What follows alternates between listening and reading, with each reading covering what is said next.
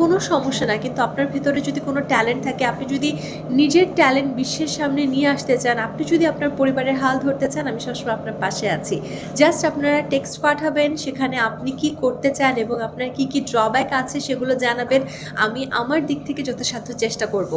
আর আমি by profession উপস্থাপিকা হিসেবে কাজ করে এসেছি এবং আমি এটাই করতে চাই, কেননা উপস্থাপনা আমি ভীষণ ভালোবাসি এবং আমি উপস্থাপনাটা আসলে কিভাবে আরও ভালো করতে পারি সেটা নিয়ে প্রতিনিয়ত পড়াশোনা করার চেষ্টা করি, জানার চেষ্টা করি। সো আমি এই ফিল্ডে আসলে খুব ভালো আছি। নাটক বা সিনেমায় আমি হুট করে আসলে কি করব বা কিভাবে করব আমি জানি না, বা সেই হিসেব করে আমার সেই ট্রেনিংটা নিয়ে আমি পারবো না। আমি উপস্থাপনা করছি, আমি টুকটাক কন্টেন্ট ক্রিয়েশন করছি, আমি ফটোশ্যুট করছি। আপাতত এই জনরাগুলোতেই থাকতে চাই। তবে আমার সাথে যায় এমন কোনো কাজ যদি নাটকে বা সিনেমায় আসে, তাহলে সেটা আমি করব। বাণিজ্যিকভাবে হয়তো কোনো সিনেমায় আমাকে কখনো দেখা যাবে না। আপনি একটা জানেন জানেন আপনি একটা ইন্টারভিউতে বললেন যে আসলে বাংলাদেশ থেকে পরবর্তীতে এইরকম প্রতিযোগিতায় যে মেয়েরা যেতে চান তাদেরকে আপনি পাশে দাঁড়াবেন বা হেল্প করবেন। তো এটার জন্য কোনো গ্রুমিং স্কুল বা ক্লাস কি করার আসলে দেখুন, আমি নিজে অনেক কম জানি। আমি নিজে আসলে আমার দেশের একজন গ্রুমার জিয়া দাদার কাছ থেকে গ্রুমিং নিয়েছি এবং পরবর্তীতে অনলাইনে, বর্তমানে আমরা অনলাইনে যেহেতু যে কোনো জায়গায় সার্চ করতে পারি, সো আমি প্রচণ্ড অনলাইনে যে সকল ট্রেনাররা আছে, বিদেশি গ্রুমাররা আছে, তাদের ভিডিওস দেখেছি কিভাবে বসতে হবে, কিভাবে খেতে হবে, কিভাবে চলতে হবে, কোন গার্মেন্টস কিভাবে ক্যারি করতে হবে, কিভাবে হাঁটতে হবে, কিভাবে তাকাতে হবে, এগুলো আমি অনলাইনে দেখে দেখে যতটুকু শিখেছি, সেগুলোতে আমার কাছে মনে হয় আমি কোনো গ্রুমিং স্কুল খুলে সেটা অন্যকে শেখালে আমি শেখাতে পারবো না। বা আসলে আমি আমার ফোকাসটা উপস্থাপনায় দিতে চাই এবং ওমেন এম্পাওয়ারমেন্টে দিতে চাই। তো সেক্ষেত্রে গ্রুমিং স্কুল খোলাটা আমার কাছে মনে হচ্ছে আমি করতে পারবো না, বা আমার হয়তো সে সময়টুকু হবে না। তবে হ্যাঁ, কেউ যদি শিখতে চায়, আমি তাকে তার বড় বোন হিসেবে শেখাতে পারি। তবে সেটা কোনো গ্রুমিং স্কুলের আন্ডারে না। তবে কোনো গ্রুমিং স্কুল যদি মনে করে যে আমাকে নিয়ে তারা কোনো সেশন করতে চায়, বা কেউ যদি মনে করে আমাকে তারা গেস্ট ট্রেনার হিসেবে নিয়ে যেতে চায়, তাহলে আমি অবশ্যই সেখানে যেতে স্বাচ্ছন্দ্য বোধ করব। এবং অ্যাট দ্য সেম টাইম বাংলাদেশে যে কোনো মেয়ে যারা পরবর্তীতে আমার এই প্ল্যাটফর্মে যেতে চায়, আমি তাদের জন্য কাজ করতে চাই। তাদের যা যা প্রয়োজন সেগুলো শেখাতে চাই, কি করতে হবে। আমার একটা ইন্টারন্যাশনাল এক্সপিরিয়েন্স আছে। আমার এই এক্সপিরিয়েন্সটা আমি আসলে বিফলে ফেলতে চাই না। আমি চাই এটা সবাইকে ছড়িয়ে দিতে, যেন তারাও যখন ইন্টারন্যাশনাল যাবে, আমি যেই কষ্টগুলো পেয়েছি বা যে জায়গাগুলো মনে হয়েছে আমি যদি শিখে আসতাম বা জেনে আসতাম আমার ভালো হতো, সেটা যদি তারা জেনে যায় তাহলে আরো ভালো করতে পারবে। আমি সেই জন্য কাজ করব।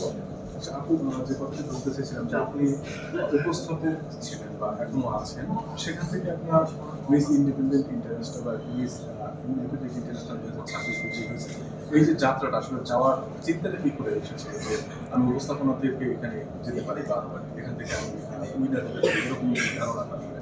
আমি 2017 সাল থেকে উপস্থাপনায় এসেছি। আমি প্রথমে সংবাদ পাঠিকা হিসেবে কাজ করতাম এবং সেখানে আসলে আমি বেশি দিন কাজ করতে পারিনি। আমি প্রোগ্রামে চলে এসেছি, কারণ প্রোগ্রামটা আমাকে বেশি টেনেছে বা প্রোগ্রামে অপরচুনিটিসগুলো আমার কাছে বেশি ছিল।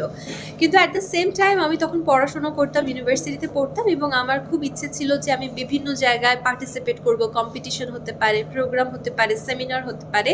সেই সময় মিসেস বাংলাদেশের একটা প্রোগ্রাম এসেছিল 2022 সালে। মিসেস বাংলাদেশে আমি পার্টিসিপেট করেছিলাম এবং আমি টপ 20-তে ছিলাম। টপ 20-তে থাকার পরে আমি গালা পর্যন্ত যাইনি। আমার কুইট করতে হয়েছিল ব্যক্তিগত একটি কারণে, এবং সেটা আমার পড়াশোনার রিলেটেড একটি কারণ ছিল। কারণ আমি যদি সেখানে আর সময় দিতাম তাহলে আমার হয়তো সেমিস্টার ড্রপ যেত। আমার তখন মনে হয়েছিল সেমিস্টার ড্রপ দেওয়ার চেয়ে আমি প্রোগ্রাম থেকে কুইট করি। তবে মিসেস বাংলাদেশের গালার সে চাকচিক্য আয়োজন, সে সব কিছু দেখে আমার কাছে মনে হয়েছে আমি যদি সেই গালা রাউন্ডে হাঁটতে পারতাম, আমি প্রথম না হই, দ্বিতীয় না হই, অ্যাটলিস্ট আমি যদি হাঁটতে পারতাম, তাহলে হয়তো আমার মনের ইচ্ছেটা পূরণ হতো। সেখান থেকে আসলে আমার একটা প্যাজেন্টে ফুল ফর্ম যাওয়ার খুব ইচ্ছে হলো এবং সেই 2022 থেকে আমি সবসময় স্বপ্ন দেখেছিলাম যে কোথায় যাব, কিভাবে যাব, কি করব। কিন্তু আমি একটু শূন্যের মধ্যে ছিলাম। পরবর্তীতে আমার কাছে মনে হয়েছে 25 সালের শেষার্ধে যে আচ্ছা, আমি এখন একটা হয়তো নিজেকে ভালোভাবে তৈরি করতে পেরেছি। এখন হয়তো ইন্টারন্যাশনাল কোথাও যাওয়ার মতো আমি স্কোপ খুঁজে পেতে পারি এবং হয়তো গেলে আমি ভালো করবো, এবং সেখান থেকে আমি আসলে পুরোপুরি আমার প্ল্যানটা সেট করি যে আমি একটা ইন্টারন্যাশনাল প্যাজেন্টে যাবো উপস্থাপনার পাশাপাশি। আপনার যাওয়াটা যেরকম আমরা আসলে মিডিয়া থেকে শুনলাম না, তেমনি আমরা আসার খবরটাও কিন্তু পরে পেয়েছি, কিন্তু বিজয়ী হওয়ার খবরটা অনেক সুন্দরভাবে প্রেজেন্ট করা হয়েছে। যদি বিজয়ী না হতে জানি না কেন এটা আসলে মনে হয়েছে সবার কাছে, এটা অনেকেই আমাকে বলেছে। আমি যাওয়ার আগে আমি যতটুকু পেরেছি আমি আমার ব্যক্তিগত যে সোশ্যাল হ্যান্ডেলস আছে সেখান থেকে প্রমোশন করেছি। সেখান থেকে আমি প্রচণ্ড পরিমাণে ভিডিওস আপলোড করেছি, ছবি আপলোড করেছি। দেখুন আমার হাতে তো আসলে এর চেয়ে বেশি কিছু করার নেই। আমি আমার সোশ্যাল হ্যান্ডেলসগুলোর মাধ্যমে প্রচারণা করছি।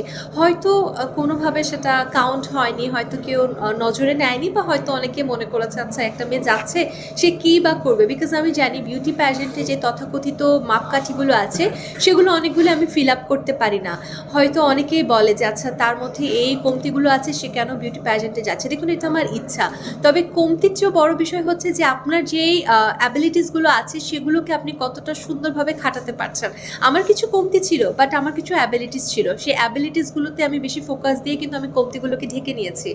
এবং আমি যখন উইনার হওয়ার পরে আসলে বিভিন্ন পেজ থেকে ফুটেজগুলো আপলোড করা হয়, কেননা এটা বাংলাদেশের জন্য আসলে সেটা যে কোনো প্যাজেন্টই হোক না কেন বা যে কোনো অনুষ্ঠানই হোক না কেন, যখন বিশ্বে বাংলাদেশের নামটা অ্যানাউন্স করা হয় প্রথম, তো সেটা প্রত্যেকটা বাঙালির কাছে অনেক বড় একটা বিষয়। তো বিভিন্ন পেজ থেকে আপলোড করা হয়, বিশেষ করে মিসেস বাংলাদেশ পেজ থেকে যখন আপলোড করা হয়েছে সেখান থেকে আসলে বেশি ছড়িয়ে পড়ে। এবং আমি আসলে খুবই ধন্যবাদ জানাতে চাই আফসানা হেলালি আপুকে, যে উনি পুরো এই প্যাজেন্ট জার্নিতে আমাকে ভীষণ সাহায্য করেছেন, বিভিন্ন টিপস দিয়েছেন যে আসলে কি করা যায়, বিকজ ওনারা অনেক বেশি এক্সপিরিয়েন্সড এই প্যাজেন্টের ক্ষেত্রে। তো তারপরে আমি যখন আবার দেশে ব্যাক করি, আমি কিন্তু তখনও আমার সোশ্যাল হ্যান্ডেলস থেকে বলেছি যে আমি দেশে ব্যাক করছি, আপনাদের সহযোগিতা প্রয়োজন। এবং দেখুন আজকে আপনারা আমাকে সাহায্য করতে এসেছেন। আসলে প্রমোশন তো আমি আমার দিক থেকে করার চেষ্টা করেছি, বাকিটা হয়তো ভাগ্যে ছিল না। আমরা কিছুদিন আগে একজন বিউটি প্রেজেন্টকে দেখলাম যে তিনি বিজয়ী হওয়ার জন্য নানা ধরনের স্বনামধন্য একজন কোরিওগ্রাফার বা ফ্যাশন ডিজাইনার আপনাকে শুভেচ্ছা জানিয়ে সে সেখানে কথাটা উল্লেখ করেছে যে তোমাকে তো এই ধরনের পোশাক পরে বিজয়ী হতে হয়নি। তো এই জিনিসগুলো আসলে কি করে দেখবেন, এবং সেই সাথে বিউটি পেজেন্টের ক্ষেত্রে নিজেকে মেনটেন করা বা ফিটনেস, তারপর হচ্ছে সবকিছু মিলিয়ে একটা সেশন থাকে, সেটা কি করে আসলে আপনি থাকবেন? দেখুন আমি শুরুতে একটা জিনিস বলতে চাই, মিসেস ইন্ডিপেন্ডেন্ট ইন্টারন্যাশনাল বা ইন্ডিপেন্ডেন্ট প্যাজেন্টস এবং মিস ইউনিভার্স দুটো খুব আলাদা প্ল্যাটফর্ম। মিস ইউনিভার্স যেটা বিশ্বের সবথেকে বড় একটা প্ল্যাটফর্ম, আর ইন্ডিপেন্ডেন্ট ইন্টারন্যাশনাল যেটা খুবই নতুন আসা একটা প্ল্যাটফর্ম। এবং দুটোকে কখনোই আসলে আপনাদের মার্চ করা উচিত না, বিকজ দুটো আলাদা। এবং মিস ইউনিভার্সে আমাদের দেশের, বিশ্বাস করুন আমাদের দেশের গর্ব মিথিলা আপু, যিনি এত বড় একটা আসরে গিয়ে বাংলাদেশের নাম এত দূর পর্যন্ত নিয়ে গিয়েছে। সো এখানে আসলে আমার সাথে মিথিলা আপুর কোনো কম্পারিজনই হয় না। মিথিলা আপু একজন মডেল এবং সে সম্পূর্ণভাবে ফিট একজন বিউটি কুইন। আর আমি যেখানে গিয়েছি সেখানে আমি আমার দিক থেকে চেষ্টা করেছি। মিস ইউনিভার্সের মতো একটা মঞ্চে যদি আমি থাকতাম, হয়তো আমি টপ 30 কেন টপ 100-এও হয়তো যেতে পারতাম না, বা আমি হয়তো কখনো সিলেক্টই হতাম না বাংলাদেশ থেকে। সো দুজনকে কখনোই এক করা উচিত না। আর পোশাকের ব্যাপারটা আসলে দেখুন সব জায়গায় একটা ক্রাইটেরিয়া থাকে। আমি জানি না কেন যে আপনারা এই ক্রাইটেরিয়াটা বুঝতে পারছেন না। আমার প্যাজেন্টে এক ধরনের ক্রাইটেরিয়া ছিল, সেখানে অন্য ধরনের ক্রাইটেরিয়া ছিল। সো দুটো প্যাজেন্ট আলাদা, পোশাকের ক্রাইটেরিয়া আলাদা, সেগমেন্টস আলাদা, দুটোকে মিক্স করা আসলে কখনোই উচিত না। এটাতে আসলে মিস ইউনিভার্সেরও অসম্মান হচ্ছে এবং আমার প্যাজেন্ট ইন্ডিপেন্ডেন্ট ইন্টারন্যাশনাল এটারও অসম্মান হচ্ছে। এবং আমি আসলে এই সংঘ সম্মেলনের মাধ্যমে একটি কথা বলতে চাই, আমি আমার প্যাজেন্টে যা কিছু করতে পেরেছি এর পুরো বড় একটা অংশ আমি সবসময় মিথিলা আপুকে থ্যাংক ইউ বলবো। কেননা মিথিলা আপু যেভাবে নিজেকে রিপ্রেজেন্ট করেছে, সেখান থেকে আমি সেই সাহসটা পেয়েছি যে একজন বাংলাদেশের মেয়ে বিদেশে গেলে সে নিজেকে কীভাবে রিপ্রেজেন্ট করতে পারবে, কিভাবে তাকাতে হয়, কিভাবে দাঁড়াতে হয়, কতটুকু হাসতে হয়। আমি কিন্তু মিথিলা আপুর ভিডিও দেখে সেগুলো প্র্যাকটিস করার চেষ্টা করেছি। এবং আমি আমার প্যাজেন্টে যাওয়ার পর আমি প্রত্যেকটা মানুষকে বলেছি, দেখো সেই মিথিলা আপু আমাদের দেশের গর্ব। সো আমার মনে হয় আমাদের দুজনকে মিলানো একদম উচিত না। উইথ ডিউ রেসপেক্ট, আমি মিথিলা আপুকে প্রচণ্ড পছন্দ করি এবং তার কাছ থেকে আমি পুরো ইন্সপিরেশনটা নিয়েছি। এবং আমি আমার জার্নি শুরু করার আগে এবং শেষ করার পর আমি মিথিলা আপুকে ইনবক্সও করেছি যে আপু আপনি আমার ইন্সপিরেশন। সো এখানে আমার প্যাজেন্ট, মিথিলাপুর প্যাজেন্ট দুটোকে কোনোভাবেই অ্যাড করা উচিত না। আর যেটা পোশাকের ব্যাপার আপনারা বারবার বলছেন, দেখুন আমার ফিটনেস অনুযায়ী বা আমার প্রেফারেন্স অনুযায়ী আমি যেটা পরেছি সেটা বেশি আমি পড়তে পারতাম না, আমাকে ভালো লাগতো না। এবং যেটা হচ্ছে আপনারা বলছেন যে শালীন বা অশালীন, এমন কোনো কিছু না। বিদেশে আসলে এইসব শালীন বা অশালীন এভাবে পোশাকে তারা জাজ করে না। সো দুটোকে অ্যাড করা একদম উচিত হবে না। প্রাসঙ্গিক যেটা প্রশ্ন করি সেটা হচ্ছে, যেহেতু মিথিলাপুর বিষয়টা আসছে, এখানে হচ্ছে সোশ্যাল মিডিয়া হচ্ছে একটা কন্ট্রোভার্সি ইন্ডিপেন্ডেন্ট হয়েছেন, আসলে ব্যাপারটা আসলে কি যে মিসেস বা হচ্ছে ব্যাপারটা আসলে যদি ক্লিয়ার করতেন আর কি। আচ্ছা, আমার প্যাশন যেটা ইন্ডিপেন্ডেন্ট প্যাশন, সেখান থেকে আমি গিয়েছি। আমি একজন মিসেস ইন্ডিপেন্ডেন্ট ইন্টারন্যাশনাল 2026 হিসেবে আমি উইনার হয়েছি এবং এই টাইটেল আমি ব্যতীত এর আগে বাংলাদেশের কেউ পায়নি। মিসেস ইন্ডিপেন্ডেন্ট ইন্টারন্যাশনাল আমি ব্যতীত এর আগে বাংলাদেশের কেউ পায়নি। তবে এর আগে মিস ক্যাটাগরিতে বাংলাদেশের উইনার ছিলেন, মিসেস ক্যাটাগরিতে বাংলাদেশের উইনার ছিলেন এবং অনলাইন প্যাজেন্টেও বাংলাদেশের উইনার ছিলেন। বাট আমার প্যাজেন্ট ইন্ডিপেন্ডেন্ট প্যাজেন্টে মিসেস ইন্ডিপেন্ডেন্ট ইন্টারন্যাশনাল এই প্রথম আমি হয়েছি। আপু যেহেতু মিথিলা আপু প্রসঙ্গটা আসলো, মিথিলা আপু মিস ইউনিভার্স শেষ করে বাংলাদেশে ফিরেন এবং আমরা দেখলাম যে সুপারস্টার শাকিব খানের সাথে তার সিনেমা আসন্ন ঈদে। তো সেক্ষেত্রে আপনি কিছুক্ষণ আগে বলেছিলেন যে আপনি সংবাদ পাঠিকা থেকে চাকরি শুরু করেছেন, সেখান থেকে উপস্থাপনা, সেখান থেকে মিস ইন্টারন্যাশনাল। তো এর পরের জার্নিটা আসলে কি দেখতে পাবেন?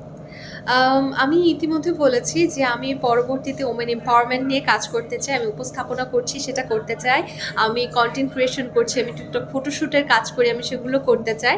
এবং বাণিজ্যিক সিনেমায় আসলে আমাকে হয়তো কখনো দেখা যাবে না, কেননা বাণিজ্যিকভাবে সিনেমাগুলো যে প্যাটার্নের হয়ে থাকে আমি মনে করি আমি সেই প্যাটার্নের না।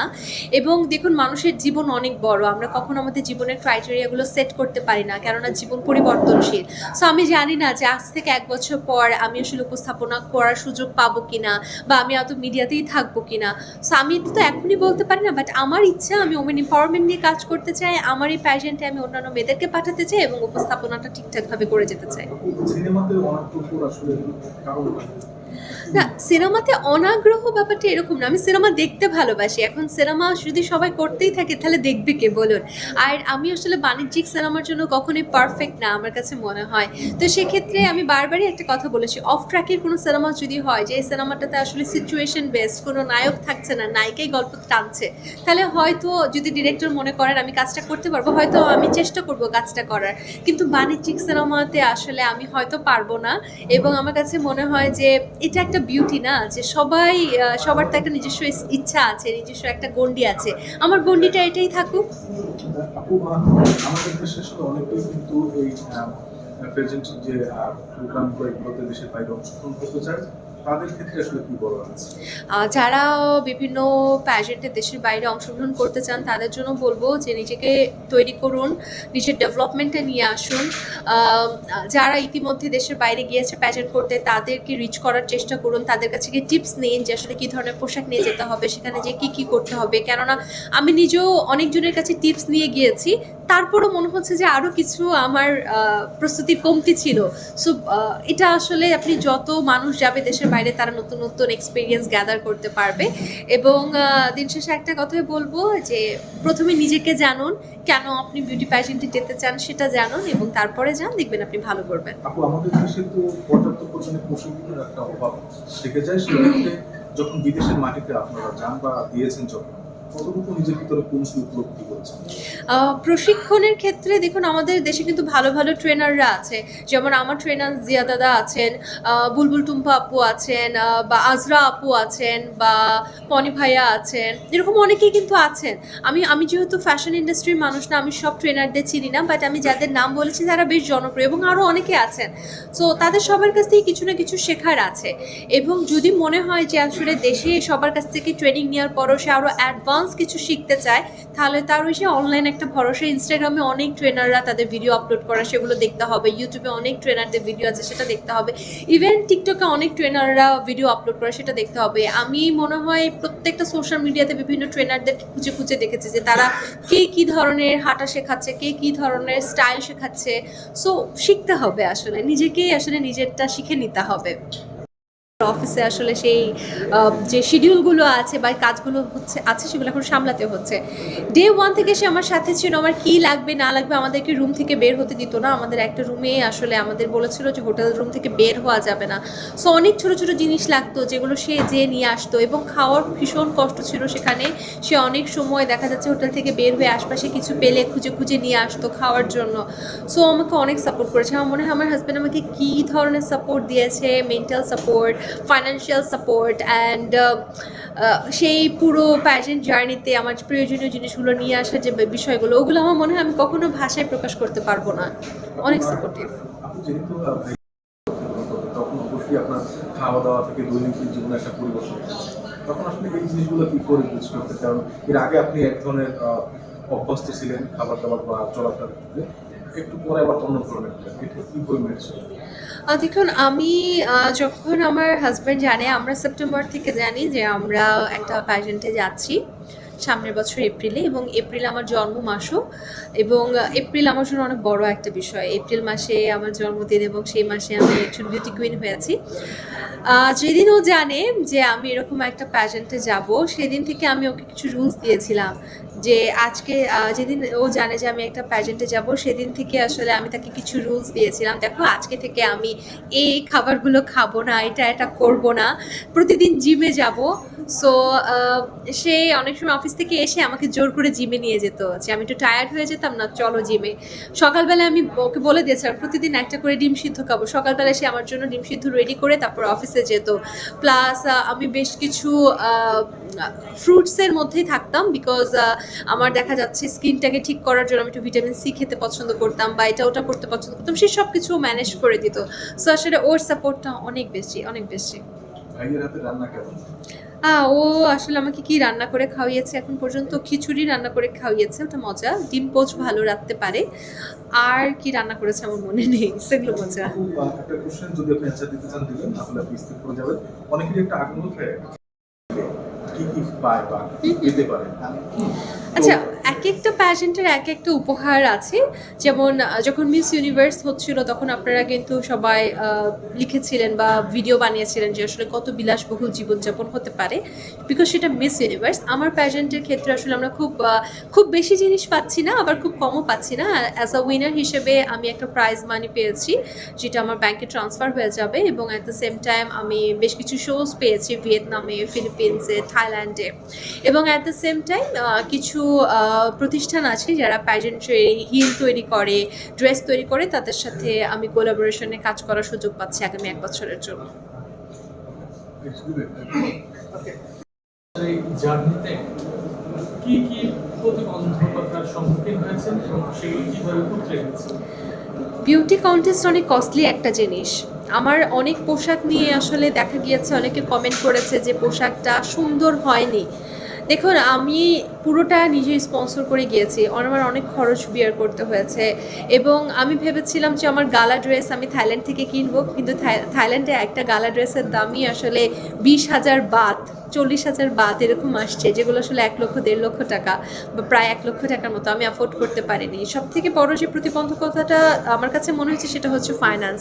যদি আমরা আরও অর্থ পেতাম তাহলে হয়তো আমরা আরও অনেক ভালো করতে পারতাম। আমাদের দেশের গভর্নমেন্টের কাছে আমি একটাই আশা রাখবো, আমার পরবর্তীতে যে মানুষটাই বিউটি প্যাজেন্টে যাবে, প্লিজ গভর্নমেন্ট থেকে তাদের যেন একটা ফাইন্যান্স করা হয়, বিকজ ফাইন্যান্সটা ভীষণ ইম্পর্ট্যান্ট। আর এছাড়া খাবারের একটা প্রতিবন্ধকতা ছিল, তবে সেটাকে কাটিয়ে ওঠা তো সম্ভব, বাট ফাইন্যান্সিয়াল যে প্রতিবন্ধকতাটা আমি ফেস করেছি সেটা আসলে কাটিয়ে ওঠা সম্ভব না। আরেকটা বিষয় হচ্ছে যে আমরা খেলার ক্ষেত্রে বলি, সাব জয়ী ফুটবল টিমকে সংবর্ধনা দেওয়া হয়, সেখানে 8-10টা টিম থাকে। আর আপনি দেশের লাল সবুজের পতাকা 40টা দেশকে অতিক্রম করে আপনি সেরা হয়েছেন। হ্যাঁ, সেই ক্ষেত্রে এই সংস্কৃতি মন্ত্রণালয় বলেন বা সরকারিভাবে আপনাকে কোনো সংবর্ধনা দিলে আসলে বিষয়টা কেমন? দেখুন, আমি তো চাই এরকম একটা সংবর্ধনা যেন আসুক, শুধু আমার জন্য না, বাংলাদেশের প্রত্যেকটা বিউটি কুইন যারা আগেও বিউটি কুইন হয়েছেন তাদের জন্য যেন এখন নতুন করে আসুক। আমি এটা চাই। আমি চাই আমাদের দেশে প্যাজেন্ট ইন্ডাস্ট্রি যেন অনেক বেশি গ্রো করে, আমরাও যেন একদিন প্যাজেন্ট পাওয়ার হাউস হতে পারি। ইচ্ছা তো আমরা সবাই রাখতেই পারি, স্বপ্ন আমরা সবাই দেখতে পারি, আমরা এখন এই স্বপ্নটাই দেখছি। আপু, একটু জানতে চাচ্ছি আপনার মুকুটটা সম্পর্কে, এটাতে কি কি আছে এবং হিরে আছে কিনা বা কি আছে? না দেখুন, আমার এই মুকুটটাতে আসলে যেটা ডায়মন্ড সেটা নেই, বাট হচ্ছে আমেরিকান ডায়মন্ড বা ময়সনেট যেটা সেটা থাকতে পারে, বা আমেরিকান ডায়মন্ড দিয়ে করা এবং ব্লু সাফায়ার দিয়ে করা। নীল যে স্টোনগুলো দেখছেন এটা ব্লু সাফায়ার, এবং এর পাশে যে সাদা স্টোনগুলো দেখছেন এগুলো সবই হচ্ছে ময়সনেট এবং আমেরিকান ডায়মন্ড দিয়ে করা। প্রাইস মানিটা কত ছিল বাংলাদেশি টাকায়? আমাদের বাংলাদেশি টাকায় প্রাইস মানিটা কত ছিল এটা তো এই মুহূর্তে আমি বলতে পারছি না, তবে আমি ইউএসডিতে বলতে পারি 2000 USD।